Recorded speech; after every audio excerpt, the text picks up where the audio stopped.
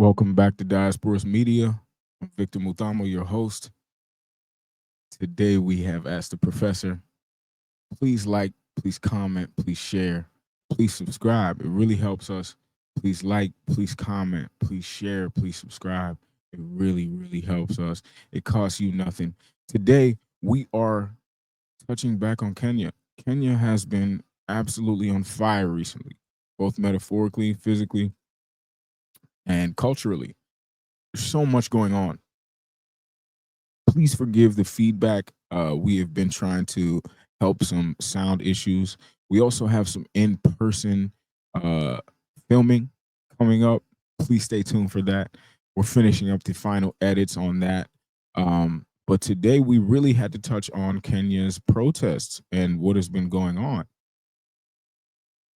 So without further ado, before we even dive into that, let's have a moment to remember all those who died from police violence.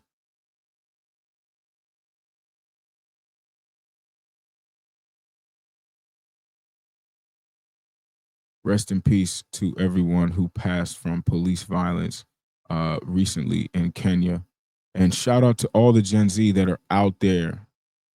Gen Z, Gen X, doesn't matter. Everybody who's out there grinding and fighting for their country.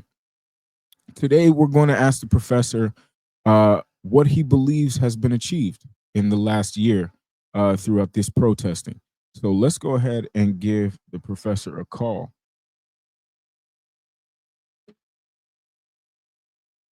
See what he thinks. Hello?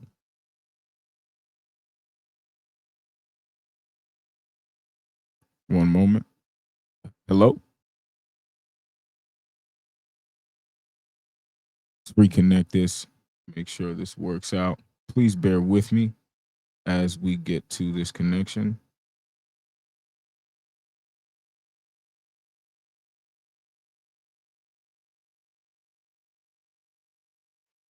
See if this works out.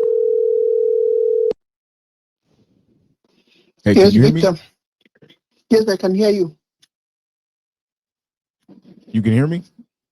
Yes, I can hear you. Perfect, perfect. I can hear you as well. Thank you so much for joining us back, Professor. Shout out to Professor Pops for coming through. And we have a very interesting topic today. You've been cooking us Gen Z for the last year, and now hopefully you can give us a little bit more insight as to what's been going on. And how we can move a little bit forward. The overarching question for today is what has Gen Z achieved in the last year, right? So we've watched Gen Z protest, we've watched Gen Z do a myriad of different things, honestly, specifically in the realm of protest as it pertains to the regime.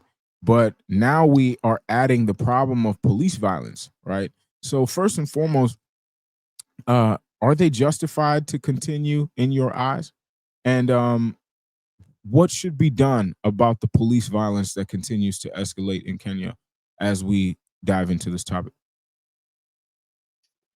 Thank you very much. And I think it is a good time to really take stock of this movement we are calling the Gen Zs and see what it is that they have done the last 1 year.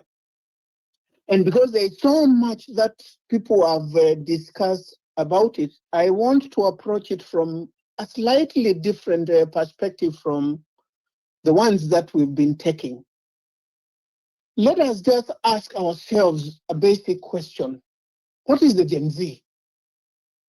People are saying it is a movement, but what kind of a movement is it? Can we put it within a specific context and then analyze it from there?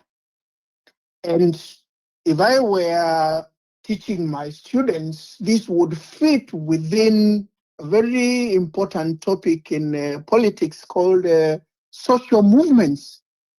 So if we were to look at Gen Z as a social movement, it will enable us analyze it within a context that we are already familiar with. And we'll be able to analyze it knowing exactly the yardstick that we need to use to analyze the successes or the not successes of Failures. a social movement. Right. Right. That's a good question. That's a good question. Gen Z is generally, really, generally speaking, it is literally just a cohort generation of a certain time period. I believe it's from 1997 to 2000, and I can't remember what 2000 year it ends, but it is, I believe it's either 1997 to 2006, right? I Yeah, believe. I mean Um, it's the latest in the adult group, right. but I want us to look at it as a social movement. So, what is a social movement? And a social movement is just basically collective action. Individuals, but not operating as such, but operating as a group. But secondly, it is a collective action that operates outside of the traditional, the formal, established political and social institutions. So they are tackling an issue that either is caused by the existing institutions and leadership, or one that existing institutions and leaders are unable to solve, or if they are solving it, they are unable to do it to the satisfaction of the group that is acting. So what are they trying to do? Mainly two things. They seek to change a status quo, or they tend to resist it. Sometimes it is both. So now looking at these Gen Zs, what is it? What are those institutions that they were targeting? What are those institutions that were unable to solve their problems, giving rise to it? And secondly, how successful were they? And if they were not, what might account for it? I think that is a good way of looking at it. So, can we just start with what gave rise to it? Well, We all know that. Okay. that's a good question. Because typically with social movements, there is a leader, like we already established in the previous sessions. This was a leaderless movement. Um, and that is a big thing that changes any movement at all, is its leadership. So that's an element. Secondly, what caused it, I believe, is truly just the discontent with gainful employment. It is very difficult to find gainful employment, even for a qualified young person, but also the levels of corruption that were so high, that continue to cause more and more problems. And now that the younger generation is no longer children, they are thinking about their own futures and do not see it panning out in with the current Kenya that they have. Those are ultimately the two biggest points. And now the third being police brutality. When we consider how many people have been hurt, even shot at point blank range, but a lot of them ended up being killed and injured during more protests later on. So there's many different elements of, I would say, discontent between the Gen Z and the current regime.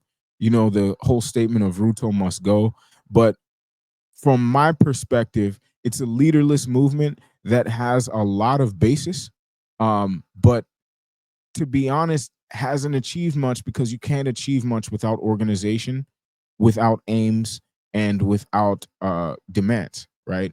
And those Okay. aren't Let's things let's that analyze can be, that. mhm. Let's analyze that.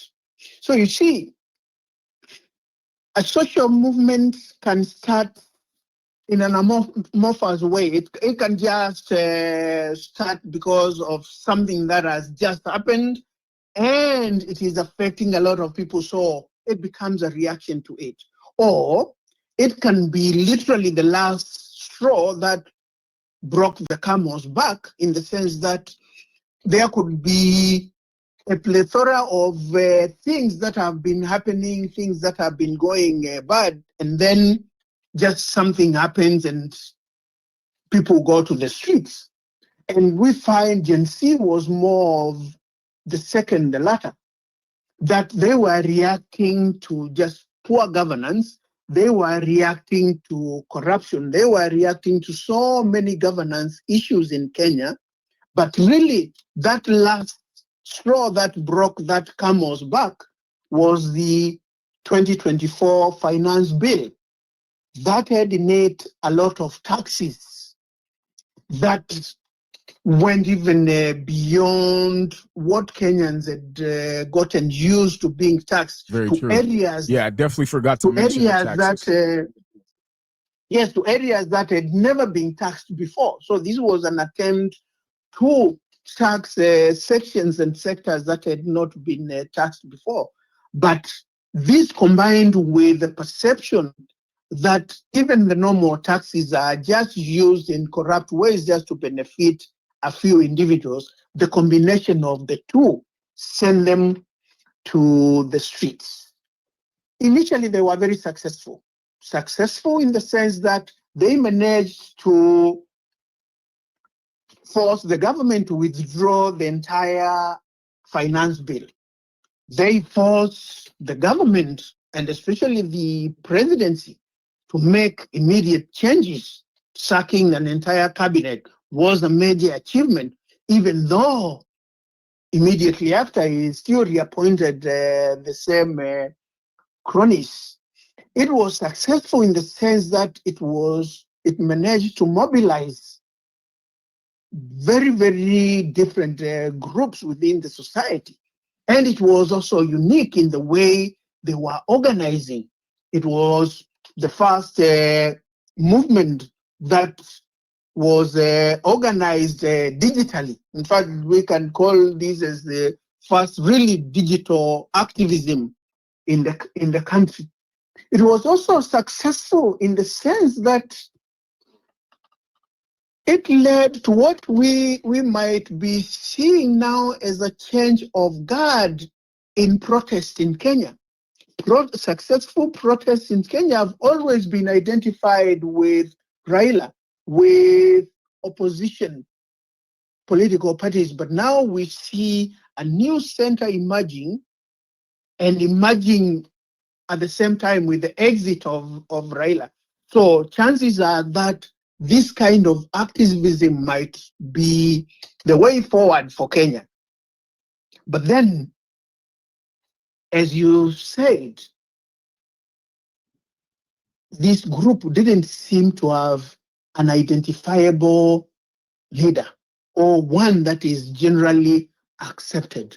And there are advantages of that, and there are disadvantages of that, in the sense that for a movement that is expected to last that long, we are talking of a year after, we expect this movement to have at least some good leadership, because the quality of the leadership will determine the objectives of the movement itself.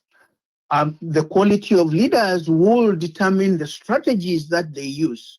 The quality of the leadership will also determine the connections that they can forge with other elements and other sectors in the society. So the failure to have that leadership has led to this group not just being leaderless, but it doesn't seem to have any clearly defined and achievable, with an emphasis on the achievable objectives, because the slogan Ruto must go, if that was to be actualized today, then what happens after he goes? That we have Kithure Kindiki as the next president. given the two, I would say is a change without a difference. Even if we don't go to Kithure Kidiki, we go to Moses Wetangula. What was leadership? So then what next? Other than just chaos? Because number one, if the president was to resign today, we still do not have in place the institutional mechanism for electing a new one. And that has been done deliberately. The IEBC that is supposed to conduct elections, political elections in Kenya, is not in place, and therefore it cannot. This is occurring on the 10th year after the new constitution, which we're supposed to have a review of electoral districts. It has not been done. So there's so much that is not in place that is supposed to give us the what next. So even if Gen Zs were to be successful, we'll still keep on asking ourselves, what will that success look like? And what is it that is in place today that will make them successful, or that will give us that which they are looking for, even though we still do not know what it is.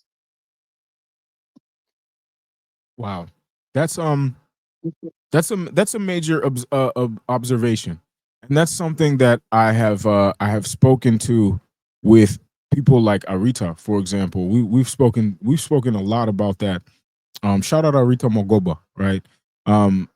Which is, yes, even if this was successful, there is nothing that they will replace this with, right? And so discontent of leadership does not necessarily matter if there's nothing to replace it with, right? At least in a place like the Sahel, they're replacing one leader with a military leader, right? And you know, there's actually wiggle room to create something. And their discontent had an end goal, right? The discontent wasn't the end goal.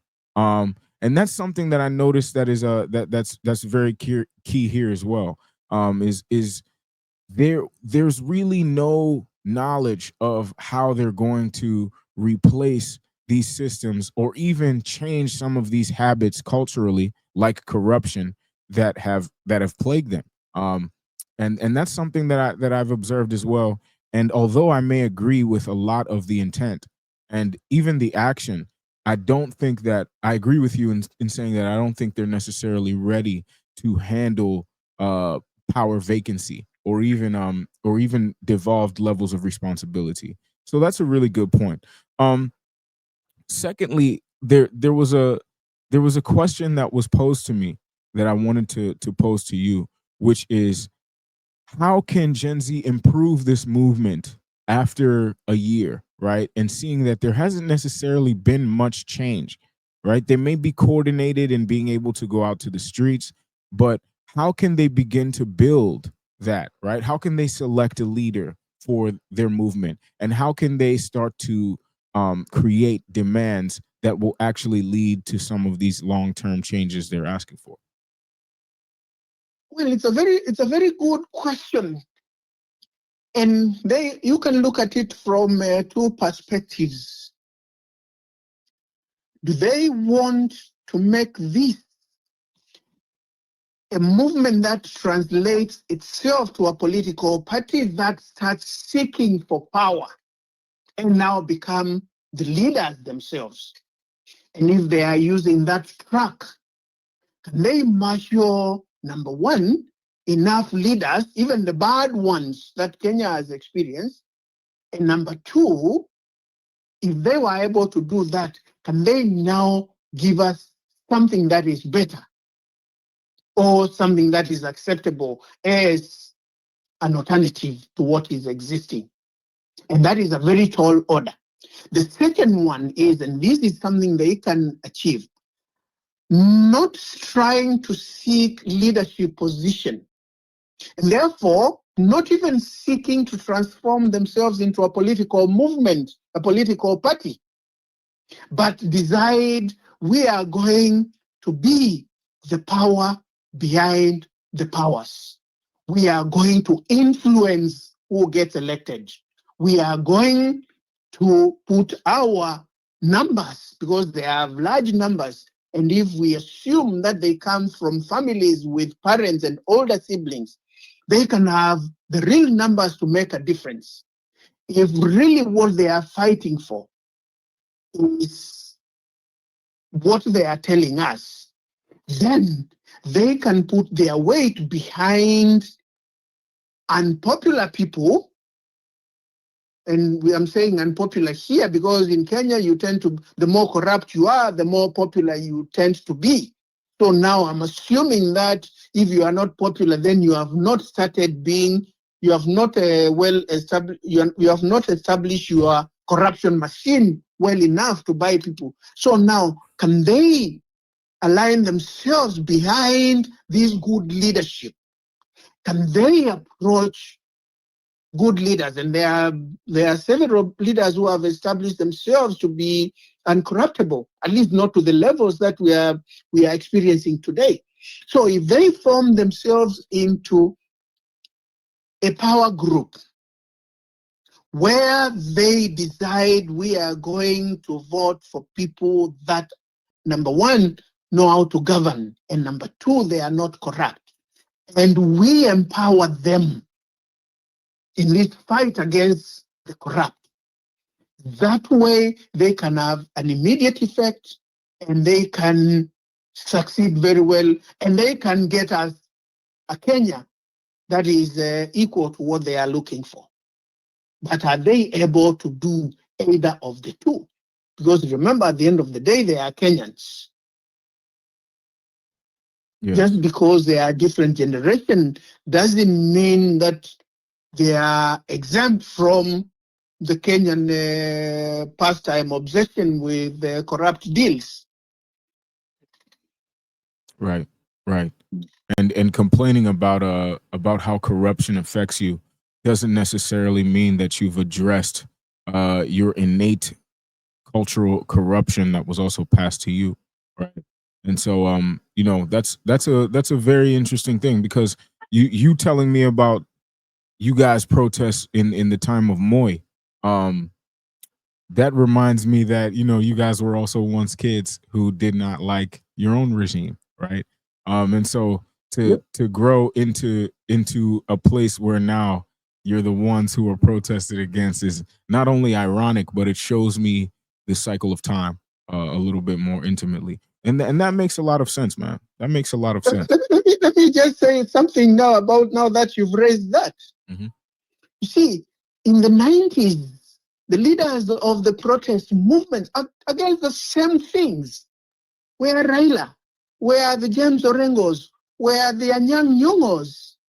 And now these are the targets of the Gen Zs. It can't get any more interesting than that. And that tells you what normally happens. You see, we are talking of the Gen Zs being leaderless as if that was bad. But let's assume they had a leader. And now, I can tell you what would have happened by now. The leadership would have been co-opted by the system. This leadership would have been bought. The leadership would have probably established itself as a political party and want to govern. And then to govern, they come to realize that to govern a nation of corrupt people, you must be in bed with the corrupt. And that is how corruption keeps on reinventing itself in every regime. And within no time, you find we need a new protest to protest against the protest that has just given us the next government. Wow. It seems like a stupid cycle. It really does. Yeah, it seems And like that a is why I stupid keep on cycle. telling you only a true revolution can give us good leadership. Right. And the true revolution that can come without the destruction of the previous one is a military regime. Exactly. And especially one that can come and be in control on day one, that it doesn't have to kill so many, it doesn't have to be opposed, it doesn't have to have anybody in the street. If they can do that, if they can do it that surgically, then we can get a new leadership. Mhm. Right. Wow. That's a major point, and this is something that I've been making statements to when I compare um certain African countries to military led regimes, and that's because again I agree with you in thinking that a military regime might actually be best for African countries. Not only does it align with the warrior class that used to lead in what is seen as antiquity, but is actually far more recent, but it makes more sense when it's time to get rid of corruption and implement certain services, having that power to do so without the red tape corruption created, um, in order to keep its arm involved is very useful. So I agree, man. I'm starting to see Nimeokoka, right? I'm starting to see, man. Any last thoughts before we wrap this up? Yes, I think we need, now that you have glorified that military regime, the advantage that a military regime might have. Remember the last time we said, as long as it is a military regime that is prepared to keep the uniform on without changing it to a political garb, Yeah. we need them to retain that. But the second element to it is that its ranks must be open. That anybody who is qualified and who has the expertise to do A should be allowed to be in that leadership position. And they are able to do that. The the reason why we see, even in the most corrupt countries, even in the worst governed countries, you still see segments of the private sector thriving. It is because most of the time in the private sector they are interested in somebody's performance.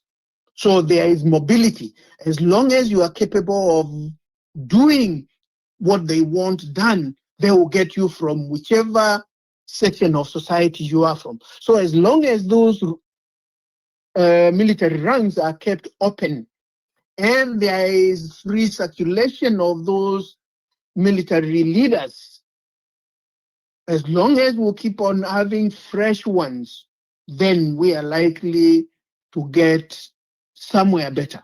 But the moment they start camouflaging themselves and trying to become a civilian enterprise, a political outfit, then we get back to where we are, where we choose our pilot, not by seeing whether he has a piloting qualification, but by just voting. I don't think anybody would, before boarding a plane, will be engaged in an exercise of voting for the person among the passengers who will become the pilot. Nobody will do that. Why do we accept it in politics? So as long as, once we have this military leadership, as long as we know that leadership is important and leaders must have qualifications of leadership, then we still need elements with different qualifications, because to govern, we need a committee of different experts. As long as those ranks will be open, ethnically, socially, and even politically, then we'll be fine. Wow. That's a brilliant outlook, man. Thank you so much, Professor. This was a great talk. We're gonna continue to touch on this. Please remember to like, comment, and subscribe. Like, comment, and subscribe. Please share. It really helps the algorithm as well. This is Diasporus. My name is Victor Mudama. Thank you so much for joining us, and we will see you next time.